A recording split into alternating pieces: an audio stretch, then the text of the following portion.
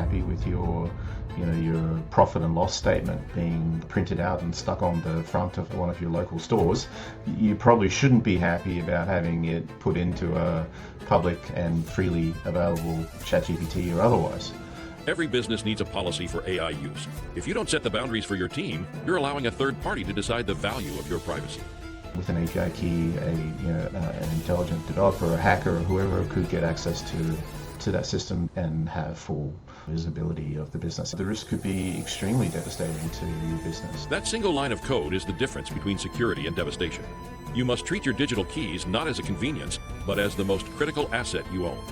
People are getting an AI to reveal its system prompt, reveal information about the additional data it has access to, and if that AI agent has access to, let's say, your CRM, for example, giving you information out of that CRM that maybe it was told you shouldn't have access to. Your AI's greatest strength, its desire to be helpful, is also its greatest weakness.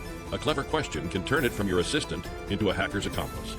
Because what we know about the free internet and we know about the free technology is it's never free. It comes at the cost of your privacy.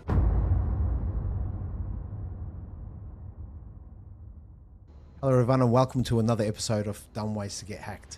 Today we continue part 2 of our AI conversation with Alex Ferguson. Alex, welcome back. Thanks for having me. It's great to be here again. Yes, this is definitely going to be a great series of podcasts with regards to the AI and security around AI. I guess the first thing I want to hit you with is you did warn us last time that when we use free AI, the data you put in is no longer yours. We've seen this happen to huge companies like Samsung even. Mm-hmm. So I guess when an employee's using AI and that individual makes that mistake or uses the technology, is it the company that hasn't given them the right safe tools to do their jobs? I think in some cases, and we often hear in the industry the concept of shadow AI, where people are using AI platforms when their employer might not necessarily know about their use of those platforms. It's certainly becoming a problem for businesses. That problem, is initially not really understood by the business. I think one of the things that I guess is becoming more and more concerning is that how that data is being used once it's being entered into a system that employee might be interacting with. And so, for instance, if you look at the new regulation that's coming out in the US, where the providers of AI services are being required to store information, and that might even go beyond the typical kind of privacy policies that they have with their users. What that means is that existing privacy policies can be overridden by the local laws, right? And so there can be the retaining of information even when a person is expecting that information might be deleted when they deleted it. It can still be there because of the requirement for those businesses to comply with local, federal government related laws that might be in the jurisdiction for that software provider. So I think it is a big issue. A lot of companies don't understand the effect that this might have on them yet, but ultimately, if you look at it in the longer term, your customer data can now be in someone else's system, can also be exposed to the public in one way or another when AI is now trained on that new data. And so we see examples of this today where developers are able to access API keys just by asking ChatGPT for an API key for Stripe, for example, and that's being surfaced because it's been trained on GitHub data, and a lot of people have left their keys open and in their code and exposed, and now that becomes part of the training set. So it is quite dangerous. So what's an API, just for those who might not know?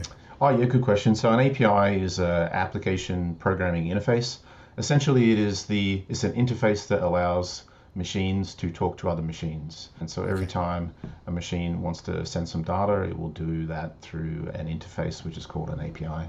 It's just like a password that you might use to enter into, with your username into Facebook to log in, for example. A key or an API key is just one way that a system can authenticate, just like you're authenticating with Facebook when you sign in. It's a way of acknowledging that the system requesting something or sending something to a platform is authorized to do so.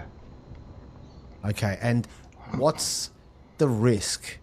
Again, if my API key was exposed, what is the risk?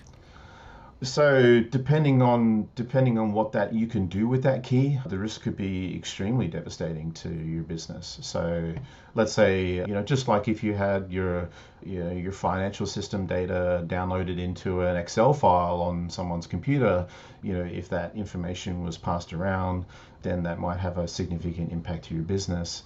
API keys allow you to access systems programmatically, and if those things are available publicly, then your data is also at risk. Everything inside that finance system, everything inside your CRM, wherever that information is stored with an API key, an intelligent developer or hacker or whoever could get access to that system, download it, and have full visibility of the business. In fact, it can go beyond that. It not only might give them the ability to read that data, it could also give them the ability to write that data. And so, we've seen ransomware and other types of attacks on businesses where, an actor or a hacker has got access to a system and is now threatening to damage the content of that system. That can have huge impact on your business. In fact, it can take years for a business to recover from a situation like that. Yeah, and even go under. I guess there's many completely compromises that cause that. That's the scary part. So we've done a bit of research, and what we found is that apparently most people are actually still using free versions of many of these AI tools. So ChatGPT, for example. Yes. And as someone who is in IT and goes around and sees many businesses, I do see that. And what they're doing is they're uploading sensitive information. So they might want to do, as you said, let's stick to the finance, they might upload the latest financial information to create some funky information, charts and data that they want to pull back. How do you explain what the real price of free AI is to a business owner who's tempted to cut corners, or staff that are using it? Look, the price will, I guess, depend on the nature of the data that's being entered into these systems. And you talk about finance data as an example. If you're not happy with your profit and loss statement being printed out and stuck on the front of one of your local stores, you probably shouldn't be happy about having it put into a public and freely available ChatGPT or otherwise. Essentially, while it looks relatively benign because it goes into a kind of a black hole and you never see it again, that doesn't mean it's not going to be seen again sometime soon as an output to someone else's prompts. Because what we know about those free, we know about the free internet and we know about the free technology is it's never free. It comes at the cost of your privacy and the data that you put in there. And so, same thing goes if it's your customer data of any kind. Even something as benign as a proposal that you might be writing for a client, if you're copying that proposal in its entirety and putting it into a system like ChatGPT, and you're certainly not using a paid version where you might have some level of control over it. Everything's going in there, and where it goes from there, you don't know. And so, I'd be very concerned for that business. The impact to that business can be the trust that they have from their clients can be eroded. That can have a huge impact. Also, if that information is private and becomes part of a breach of some kind, then mandatory notification laws come into play. It can have a huge impact on the business. And so overall, I'd just say don't do that. Educate your people about not to do that, and provide them alternatives if they're looking to think about how AI can help them go faster. Yeah, I agree. It's something that I guess people don't understand, that the AI itself it's almost like a private detective. It pieces together all the clues and informations from the data that you've uploaded, and it puts together a secret map of the company's inner workings from all the information that has been uploaded into these models. And so it can put all that metadata together, and then you've been compromised. They're explicitly designed to create those linkages between the documents and the previous conversations that you've had with these agents. The reason they're designed that way is to, in essence, it's not that they're trying to provide you a solution that oversteps the mark. Quite the opposite. They're looking to be helpful, and they think that by giving the AI access to your entire history of conversation, that it can give you better contextual responses to the inputs that you might have down the track. And so, it's not sinister by design, but it is by design. Yeah, and just to make it easy to understand, once this information is in the ChatGPT or Google, any of these platforms, and they bring out their next version, and the term gets used that your data was trained on, that AI model was trained on your data. What does that mean? Yeah, so if that data were marketing data, that wouldn't be too bad, because now the AI knows a little bit about your business and might be able to provide contextual sort of search related responses to people looking for a business of your kind. But if it were customer data, PII, that's personal identifiable information, such as credit card information, passports, things like that, then that data becoming part of a training set that is then used to train the next generation of AI means that the next generation of AI knows or has all that information contained within it somewhere, which is why we can see today that that earlier and even current generations of ChatGPT will surface. They try not to, but you can get them to provide you, as I said before, API keys and access to systems that you shouldn't have access to. Yeah, and I guess to make it a real life example. So if I'm, for the sake of argument, a manufacturing company and I want to optimize how I do my business, so I might upload things from my marketing information to the documents I have on how we build that specific product that we work on. And I've been using the free version of ChatGPT. Next version comes out. Someone theoretically could go online, and if they know how to ask the right question, and or as you said, they've got a software which has an API connected to these models, asks the right questions, then effectively what they're getting back is my data. Not specific, it might not say my name, but it's giving my IP on how to build that business, correct? Correct, and it could even be more sinister than that. It could actually surface exactly your data, and you just don't know, right? So it's not just your business processes and how you work, but it could be the very information that you're trying to protect. And it doesn't take a lot sometimes to get these things out of an agent, because sometimes even a naive question of what was the profit and loss of Bora's business in 2024? Here you go, helpful AI gives you an answer if it knows the answer. It could also potentially just make up an answer, and so do we believe it or not is another question. But that is the risk. That's the risk of having your information in a model like this. Yeah. So for a business owner, what's their responsibility to protect their team from accidentally leaking these kind of details? Oh, look, in terms of their responsibility, I think education is a huge factor. As I mentioned before, providing the right tooling that can help their team, perform the same tasks that they're trying to do, perhaps in a public version of ChatGPT, can absolutely be performed using a large language model, which is deployed in their own environment, where they can protect the data and where they have service level agreements with organizations that offer them a level of protection that perhaps ChatGPT doesn't. And so their responsibility really is to step up, I think, at this point and take and put in place the right type of governance that is needed to protect the data in the business.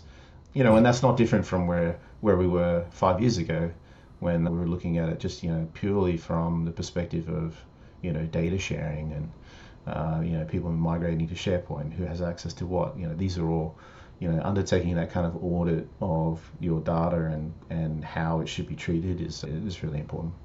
Yeah, so education, number one.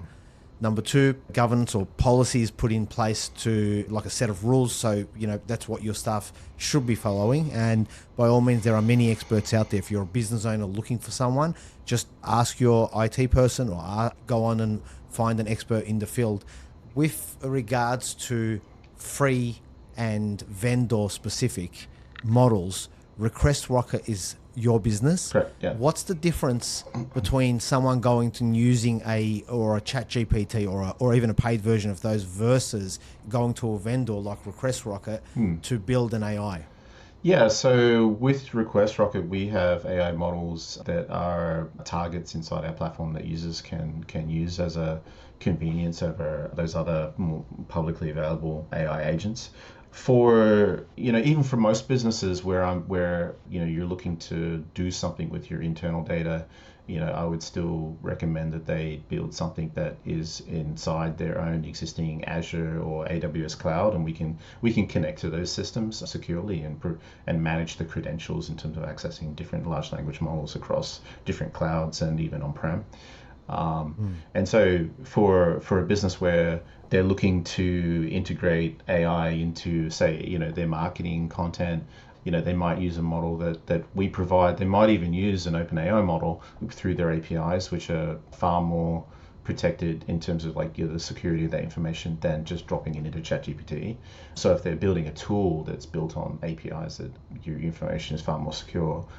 But again, if you're coming back to the core question of how does that business protect its data ultimately, it has to be that they're in control of where the model is deployed, how the information is actually managed, and they have visibility of that, right? So presently, if you're using a third-party platform of any kind, including Request Rocket, you don't have that visibility. And so what you want to do is look at the different, the data security level of the information that you're sharing with that model. And you want to think about, well, which model and where it's deployed is right for this type of data. And the answer to that really depends on the use case. Yeah. So what you're saying, to simplify it, is what you would do for a business, for example, at Request Rocket, is you would have a actual model that would be hosted either in that business's own cloud environment or possibly, I don't know, your environment. That's correct. Versus it's an open model that anyone has access to, and so it's a bit more private and it's only specifically trained on what the purpose of that AI is. So they can't just go on there and start asking normal ChatGPT questions that write emails, for example. Exactly. And so then you have complete visibility of how that thing's working. You have control over the costs. You have control over the security. And importantly, you get to curate what information goes into it. And so that's the other thing is as a business, sometimes if you want to create an agent that is capable of doing a particular task, you want to be feeding it information relevant to that task, not just dumping all your information into a folder somewhere and saying, here, learn all this stuff, when half of that might not be relevant. And so those are some of the common traps that people fall into, is just give it too much information. Sometimes less is more, and especially around the LLMs, you can get a lot out of by giving them less and more refined instructions about how to deal with that data. Yeah. Now, we have seen it recently in some big profile, even in the vendor environment. McDonald's had their hiring AI called Olivia compromised. And now, look, this was as it turns out, it was a mistake that the vendor had a password set up that was 1, 2, 3, 4, 5, 6 to access the back end system, and hackers were able to then log in and download stuff. So if I was a vendor and I was approaching you, what should the top 3 questions around security in particularly should be if I wanted to engage a vendor to build me an AI model? Well, so I guess number one question would be, where is this going to be hosted? And so what sort of protection and security is around that? Then another core question that I would hope the vendor would be asking actually is what, in terms of what does the agent need to do, what is the information that we need to provide it, and having some serious conversations about the security of that information. So who can have access to it, and how we can protect it so that it's only certain people in the business or only certain external third parties or whoever can access this agent. Now, keep in mind, within the business, you can have we can create multiple agents working in a business today that all have served different functions, right? They can all have access to different pieces of information from across the business. they can work together if we need them to, but they don't have to. They can work in, siloed. And so what we're looking for is from that vendor is, what's the ability to, package this up in a way where my information will be protected and that it's convenient for, like, how is it distributed? So how do we give access to our staff to this agent? Is it through Teams or Slack, or is it via email? What's the interface for them?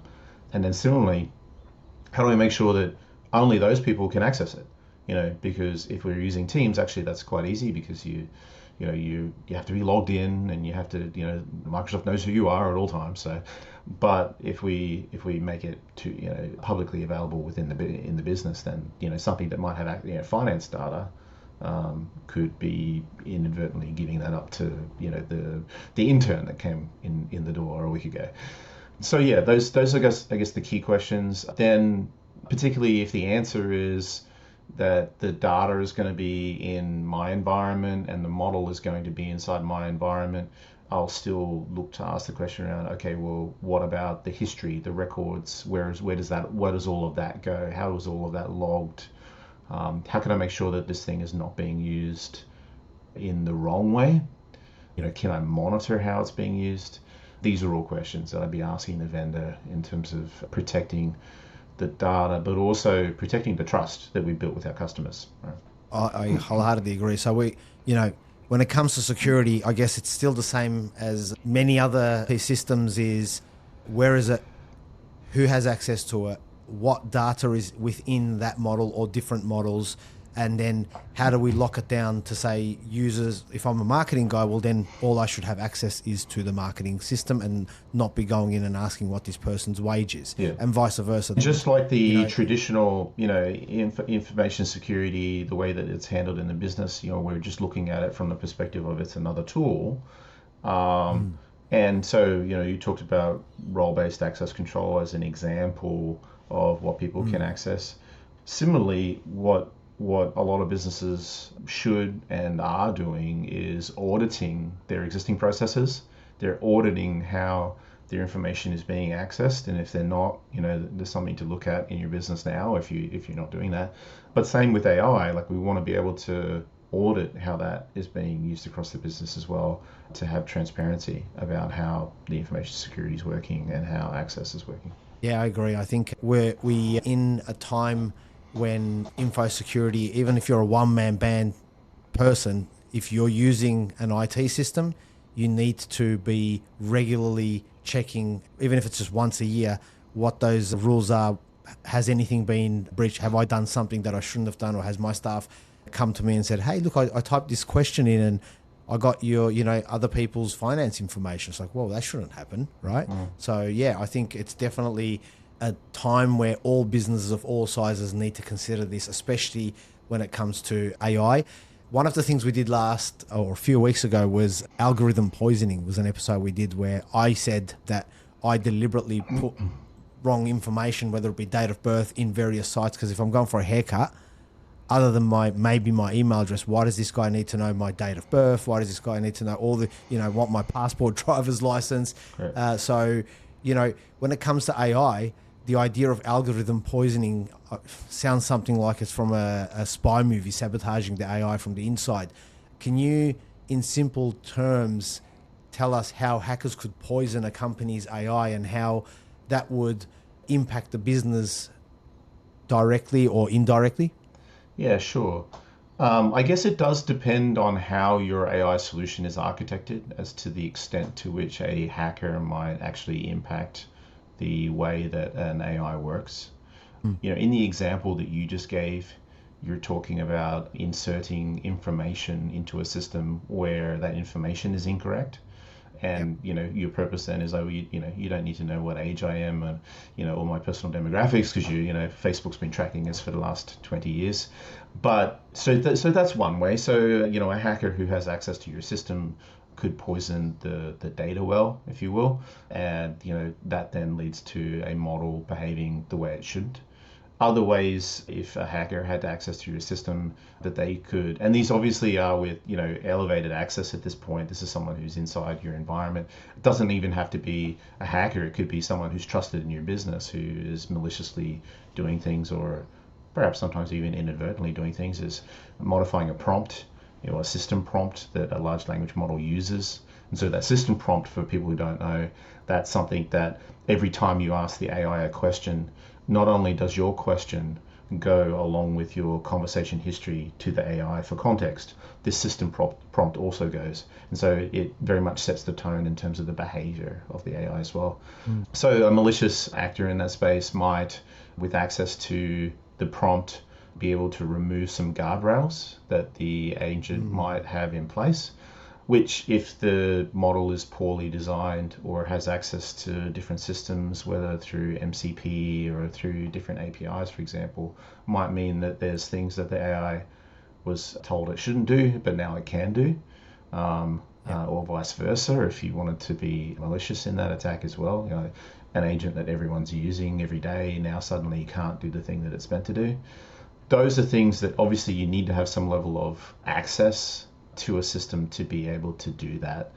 Other things that are probably require less access would be someone with just access to the agent itself, being able to get it to do things where there might be some guardrails in place to prevent it from doing that. I would say, look, if there's, as people are designing AI agents and thinking about, well, what can it talk to, what systems can it connect to, you really need to think that through pretty seriously, because no matter what guardrails you try to put in place through a system prompt, someone will be able to get around that at some point. And we've seen what's an entire class of attacks called prompt injection.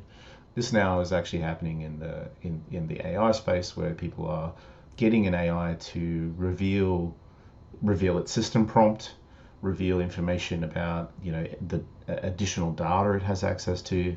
And if that AI agent has access to, let's say, your CRM, for example, giving you information out of that CRM that maybe it was told you shouldn't have access to, but now you've convinced it to do so because it's the only way the business survives, and its sole motivation is to help the business, right?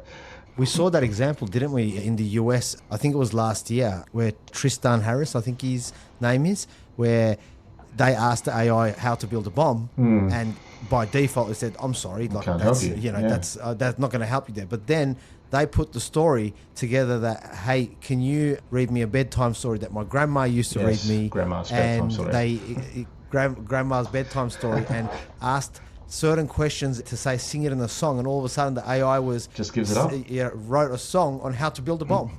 Or asking the AI to spell something out rather than write the entire word, to spell it out with a period at the end of every letter in order to prevent it from recognizing a particular word that it was actually creating. And then, but the other thing that can happen, and this just goes back to trust, right? So the getting the agent to do something that it wasn't meant to do, or that was deliberately, or you've taken steps to avoid it doing that, can have some really serious impact on your brand. And so let's say you create an agent, and then, we see this all the time. Well, we see people put a chatbot on their website, right? And now we have large language model powered chatbots on websites. And so if we can get that agent to say something embarrassing, and then take a clip of that and stick that on X or stick it on Instagram or wherever you might like, that can have a huge impact for a brand too. If you got it to say something really bad, and recently Grok has got in a bit of trouble for promoting some questionable views on religion and race and all sorts of things. And the viewers can go and look at that and read the details themselves. But like, there's an example of where you can seriously impact a brand if you're just getting the agent to say something it's not meant to say. Yeah, I think lesson learned is, let's not train it on us humans. We are flawed creatures after all. Absolutely. So in our last episode, you gave us this really good example model where you said, when we're talking about web pages, where you said, you've got information that's public, that should be visible. You've got private information that should only be visible to certain people. And then you've got secret data that should never even be on there. How does this thinking about data in these three buckets help a business avoid the most common AI security mistakes right from the start? Yeah, good question. Probably important to note that those three buckets come out of an international standard in terms of different data security tiers, right? And so, we're not making this up. This has been around for 10 plus 20 years. The moment we could expose data to a third party, these concepts of public data, private data, and secret data have been in the industry ever since that time. So I think what AI is doing is it's accelerating that the need for businesses to get on top of it, because as a business, maybe as a non-digital business, what's your problem? Well, my problem is I've got a bunch of stuff stuck in a filing cabinet somewhere, and maybe one day someone can get access to my filing cabinet, so I just take the key home with me when I lock up every night and everything's fine. Someone will try and break in. Maybe they don't care about your files, they just want the keys to your car. With digitization, now you have to think about, okay, well, my data could be in a lot of different places, and hopefully I've given the right tool to my staff to make sure that what was previously paper copy receipts, is now digitized, and they're all in my financial account keeping package, right? And so, I trust that, I trust my Xero or my MyOb or whatever to hold that data for me. So there's a level of trust there in that system. That's my business data, and so with that, I'll have certain protections, and so I might have secret information in there around my company performance as well. And so we started to make these decisions along the way of which platforms do we trust to hold our data securely. And sometimes we never made that decision. We just went along for the ride. This is convenient and that's convenient. And I think what AI is doing now is forcing people to not just take a convenient route. It's to be a little bit more deliberate about how you manage that in the business. And so things that people can do initially would be, if you think about, as we said, anything on your website, anything that you're willing, not just that, but anything that you're willing to tell people about your business, you could put all of that into the public information bucket. You might post it on LinkedIn, you might post it in any one of these platforms. You still want to make a decision about which platform is right for you, for your business. It's not just a pricing decision, right? It's a decision also about, let's say, SEO, or a decision about how visible you are in the market as well. So you might be looking now at, okay, how do I position that data out in the real world somewhere where it actually helps me as a business, as opposed to, say, your policies and processes, right, that you might be storing on SharePoint now, or in Google Drive, or wherever you have that in your business. So we're starting to make these deliberate decisions. Okay, we're buying a system that will protect our business data, and that system is going to be a Microsoft or a Google or a Zoho or whatever it is, right? Or was it Odoo, for example, where, okay, we're making a decision to trust this brand to protect our business data. When we got to start making the same decision with AI. What brand do we trust? And we do that by looking at the T's and C's, believe it or not, as a starting point. So let's have a look at the T's and C's. Should you sign up to Facebook? Look at the T's and C's. Can you accept those T's and C's? And not a lot of business have legal representation to be able to do that and understand the risk. Good news, we've got chatbots, and we can go and ask them to. They can help us turn that into laypersons, And by the way, it's their T's and C's, so it's okay. We can just use it. We can use the chatbot to go and understand what their T's and C's are saying. But that 27-page T and C document is now something we need to look at. It always was, but now it's becoming even more relevant, I think. And so even when we say, okay, we trust Microsoft, or we trust AWS, we trust whoever to host our platform, to host our AI solution, we still need to look at the T's and C's.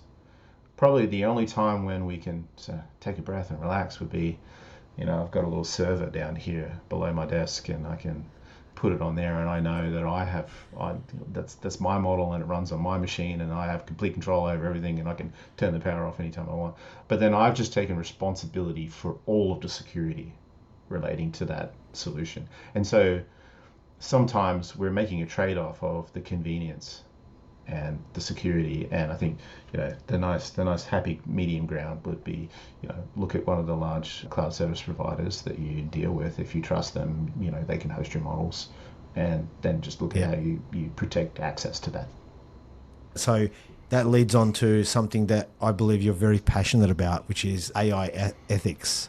Can you make the hard-nosed business case that having a strong ethical plan is actually a company's most effective and cheapest cybersecurity strategy? Yeah, I'm not much of a sportsman, but let's give this a go. So, we've seen a lot of athletes who have at one point in their career done something that was completely stupid or wrong, or and put them on the wrong side of social media, right? The net effect to them is they lose all of their brand deals. They lose Nike drops them, and so they go from being a top of the world to being sort of bottom rung of the ladder again in terms of all those promotions and deals and so on. So for them, because an athlete, that's a business. Like they are the client facing side of what behind them is an actual big business, and so the impact to them is just not just personal, it has a business impact.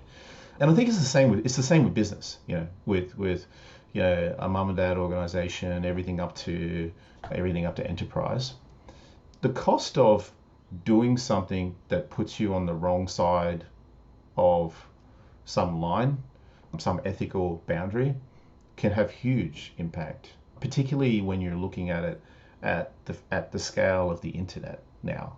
Particularly when we've seen it just as an example play out just this week. So the CEO of a company in the States went to a concert with his love affair, and his wife found out about it on live TV and everything. It was an absolute disaster for him personally, but it was also a disaster for the business, right? Yeah. And so I think the business ultimately ends up getting sold, and he now is out there like trying to recover his personal life, recover his professional life, and all of that. And so there's a decision that's made that has a huge impact. And so AI is exactly that. It's exactly that. But it's exactly that at every single touch point that you have with your customers. And so let's say you put a chatbot on your website, and it is talking in a way that doesn't reflect your brand. It will have a huge negative impact on your business. The impact can take your whole business down. And so conversely, it could have a positive impact if it's doing the right thing and it's doing it in a good way. And so when it comes to ethics, there are lots of choices that we are making deliberately, and then there are the sort of unintentional choices, the ones that we make that we didn't really think about. The ones we have to be more deliberate about now is security and customer information and security. If we're not making those choices, we're making a decision to ignore advice in the community around security. But in the case of ethics, I talk about there being the responsibility, the ethical decision-making responsibility actually doesn't just reside with the business.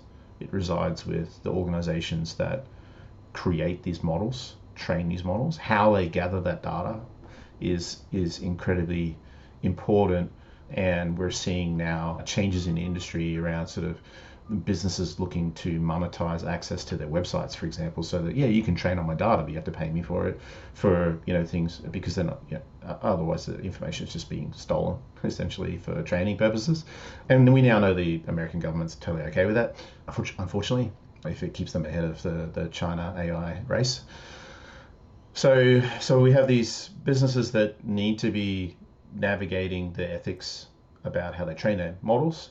Then there's the mum and dad up to the enterprise organization that's buying these tools and using these tools, should be doing due diligence around how those those platforms are trained, how those platforms are managed, how the ongoing training occurs, how the information is protected, and choosing ones that align with their own ethics in their business.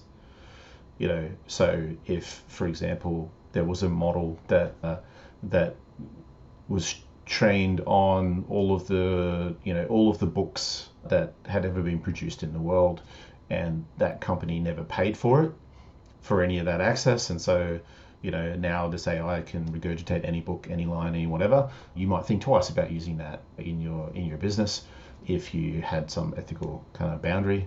Another one is there's the Ghibli museum and the Ghibli artwork that now everyone can take a piece of art and turn it into a Ghibli style art. I personally would never do that, and you can frown upon the model creator who trained their model on that, OpenAI, because now you've taken something that is someone's intellectual property and you've made it publicly available to anyone.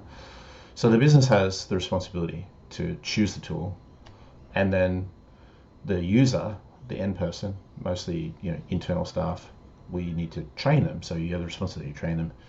Ultimately, at the end, the staff or the end user has the responsibility to use it ethically. And I think that comes back to training. It's like what's acceptable use policy. That sounds like a similar policy that businesses have had for years. Now it's acceptable use policy around AI, right? As an example. And also acceptable use policy around AI doesn't just apply to your staff, but also applies to it when you give it to, you should be posting those policies on your website as part of your own T's and C's around using the website as well, if you're putting a bot on there. Yeah, it's amazing, a bit of information, and we're going to end things there for this episode. But as a teaser, I think I'm going to ask one question, which for our next episode, I believe we're going to look at how business should approach AI, which is, if you're a small, medium business owner right now, you're probably a little bit overwhelmed by all of this, but what is the single most important first step they should take tomorrow to start getting a handle on their AI risk? Well, I look forward to that conversation. Alex, as always, thank you for your time. No, thank you. Thank you for being the voice out there that's trying to do the right thing, that's trying to pass the right message. You're always out there trying to, on platforms like LinkedIn, you're always trying to push that right method, and as you said, you're not going to go out of your way to make an image of your child based on Ghibli, which is a Japanese style of anime drawing. Right. And so, it's something that hopefully other people aspire to. I certainly do. Thank you for your time again, and I really look forward to part 3. Thanks, Bora. I do too, and thanks for having me on. Thank you.